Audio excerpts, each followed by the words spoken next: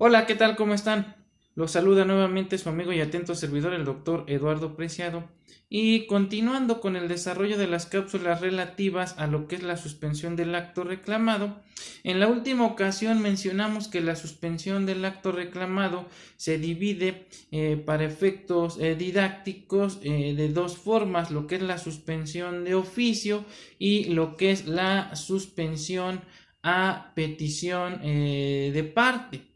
La suspensión de oficio, como lo mencionábamos, es aquella en la que por mutuo propio el órgano jurisdiccional en materia de amparo la decreta sin necesidad de requerimiento alguno por parte del quejoso, mientras que la suspensión a petición previa y sine qua non del quejoso requiere por supuesto de la solicitud por parte del quejoso agraviado o impetrante. Lo anterior en términos de lo dispuesto por el artículo 125 de la ley reglamentaria de los artículos 103 y 107 de la Constitución Federal, es decir, la ley de amparo vigente, ya que el precepto legal en comento, es decir, el artículo 125 de la ley de amparo en forma expresa nos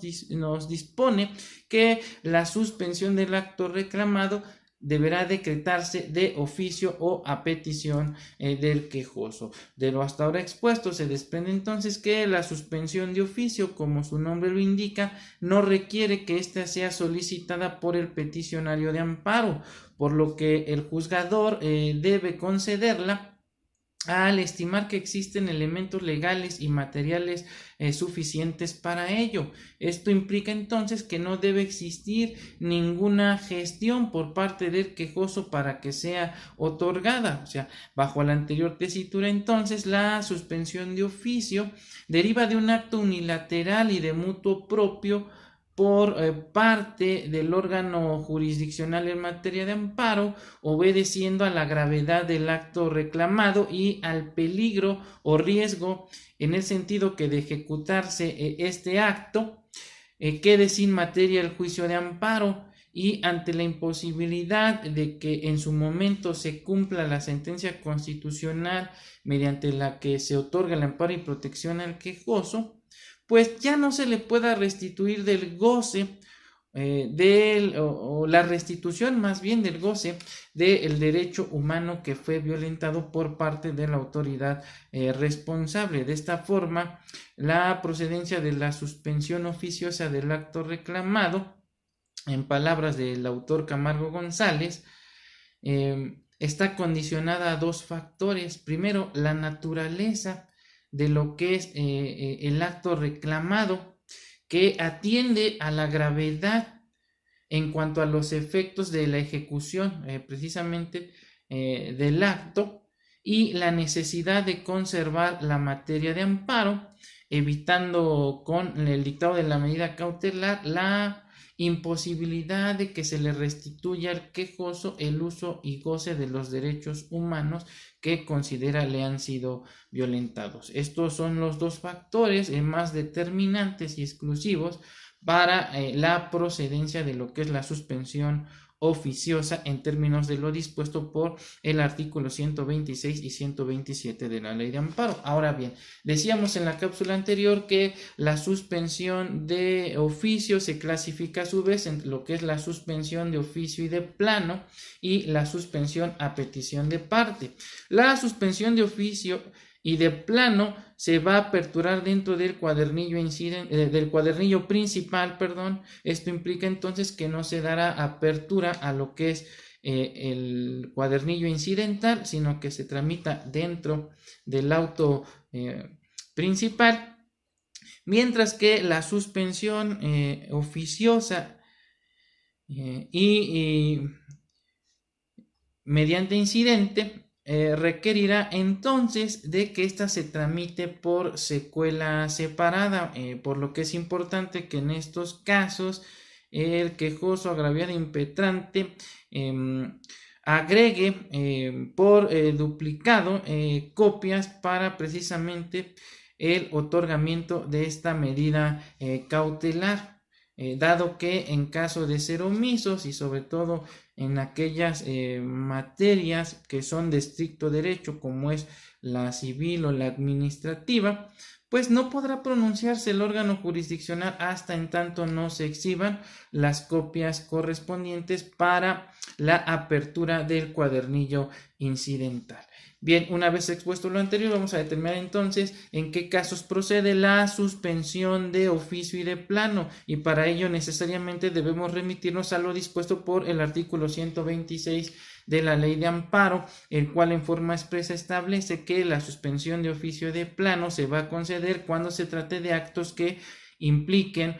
peligro de privación de la vida, ataques a la libertad personal fuera de procedimiento,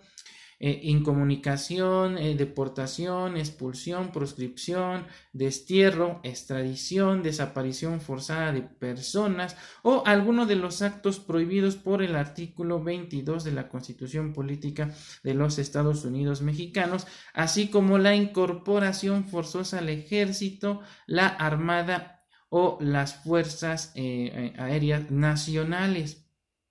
En estos casos, establece el dispositivo en comento, la suspensión deberá decretarse en el auto de admisión de la demanda, comunicando sin demora alguna a la autoridad responsable por cualquier medio para lograr de inmediato su cumplimiento. La suspensión de oficio y de plano también deberá otorgarse siempre que se trate de actos que tengan o puedan tener por efecto privar de total o parcialmente o en forma temporal o definitiva de la propiedad o posesión o disfrute de sus derechos agrarios a los núcleos de población ejidal o comunal, es decir, en la denominada materia agraria. Fuera de esos casos y atendiendo lo dispuesto por el artículo 127 de la Ley de Amparo, la suspensión de oficio estará sujeta a lo conducente al trámite previsto para la suspensión a instancia de parte, es decir,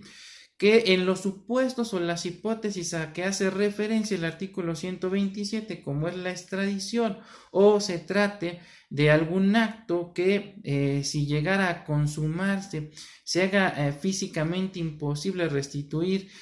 al quejoso el goce del derecho violentado, pues en estos casos entonces la suspensión deberá decretarse de oficio, pero mediante la apertura de un cuadernillo incidental. De lo antes expuesto se desprende entonces que hay una contradicción o antinomia entre lo que dispone el artículo 126 y 127, ya que el artículo 126 en forma expresa refiere que tratándose de la extradición, la suspensión deberá decretarse en el auto de admisión de la demanda, comunicándose sin demora a la autoridad responsable y sobre todo por cualquier medio para lograr de inmediato su cumplimiento.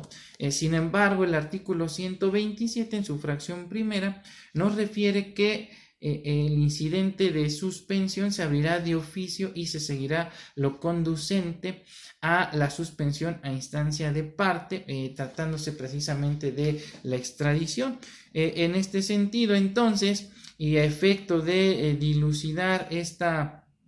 antinomia, por ahí existe ya lo que es una tesis del primer circuito, donde se establece que tratándose de la extradición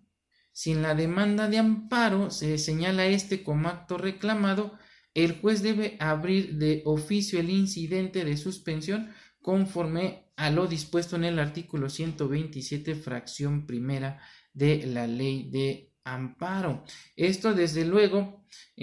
estamos hablando de una jurisprudencia emitida por el Pleno en materia penal del primer circuito.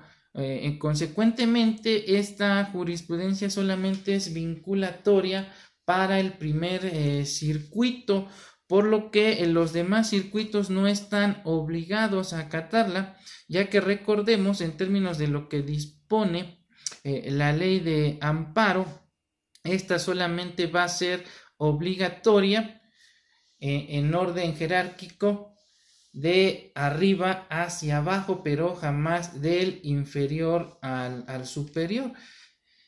Y tratándose de lo que es la jurisprudencia emitida por los plenos de circuito, esta solamente será vinculatoria para el pleno de circuito correspondiente.